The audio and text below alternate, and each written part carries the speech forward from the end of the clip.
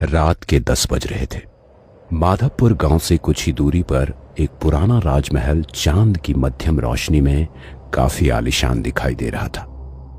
अवनी और मयंक उसके सामने खड़े हुए थे और अवनी उसकी फोटो निकाल रही थी।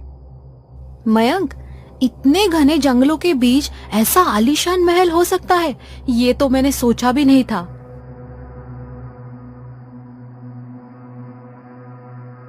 आलीशान कम, मुझे तो ये भूत बंगला लग रहा है। ओहो, तुमको डरावना लग रहा है। लड़की मैं हूँ या तुम?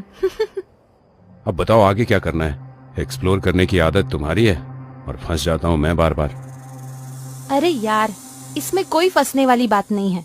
चलो चलकर देखते हैं कि इसके अंदर ये कैसा दिखता है। वो दोनों एक साथ महल के अंदर चले गए।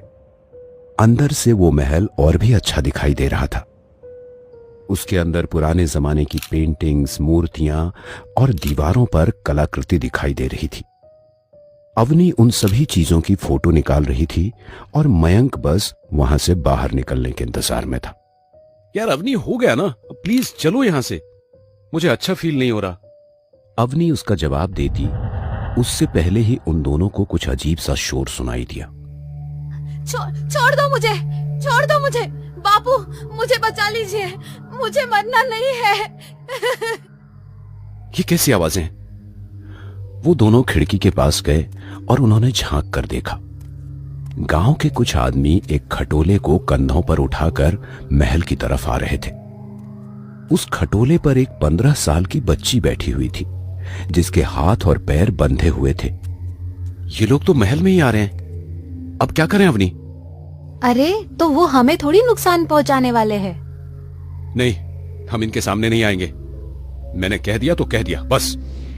वो दोनों एक कमरे में दाखिल हुए और दरवाजे को हल्का सा खोलकर बाहर की तरफ झांकने लगे। महल का बड़ा सा दरवाजा खुला और वो सभी अंदर आ गए। उन्होंने उस खटोले को जमीन पर रख दिया जिस पर वो लड़की बैठी हुई थी। वो सभी लोग बहुत ही कठोर थे, लेकिन उनमें से एक आदमी की आंखों से आंसू बह रहा था। ये सब चल क्या रहा है यार? बापू, बापू मुझे मरना नहीं है, मुझे मरना नहीं है, मैं जीना चाहती हूँ बापू। मेरी बेटी, मैं मजबूर हूं, तुझे मरना ही पड़ेगा, इसी में सबकी भलाई है। वो लड़की चीखती बिलखती रही और उसके बापू समेत सभी लोग महल से बाहर चले गए। उन्होंने महल का दरवाजा भी बाहर से बंद कर दिया। वो लड़की तन्हा अकेली अंधेरे छाए हुए इस महल में बहुत डर रही थी और उसको छिपकर देख रहे अवनी और मयंक को ये बात बहुत ही अजीब लग रही थी।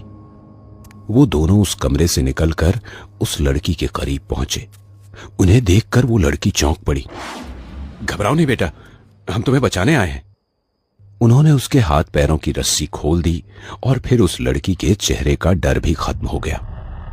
तुम्हारे पापा और वो गांव वाले मिलकर तुम्हें यहां क्यों छोड़ गए? कोई बाप भला ऐसे कैसे कर सकता है? हमारे गांव में एक रिवाज है, हर इंसान अपनी पहली जन्मी लड़की को 15 साल की हो जाने पर यहाँ मरने के लिए छोड़ जाता है। लेकिन क्यों, क्या वजह है? मुझे नहीं पता दीदी, ये विश्वास है या अंधविश्वास है। अगर मैं फिर से गांव पहुंची तो वो लोग मुझे फिर से यहाँ छोड़ जाएंगे और इससे पहले वो आप लोगों को इस महल से बाहर कर देंगे, जिससे अगली बार मैं जिंदा न बचूं। कितने बेवकूफ लोग हैं। बेटा तुम घबराओ नहीं, तुमने मुझे दीदी बोला है ना, तो मैं अब तुमको अपने साथ ही रखूंगी। ये सुनकर मयंक ने अवनी की तरफ देखा। सिर्फ यही एक रास्ता है मयंक, वरना इसके पिता खुद इसको मरवा देंगे। बेटा तुम्हारा नाम क्या है? नंदिनी। अवनी के कहने पर वो दोनों नंदिनी को अपने शहर ले आए।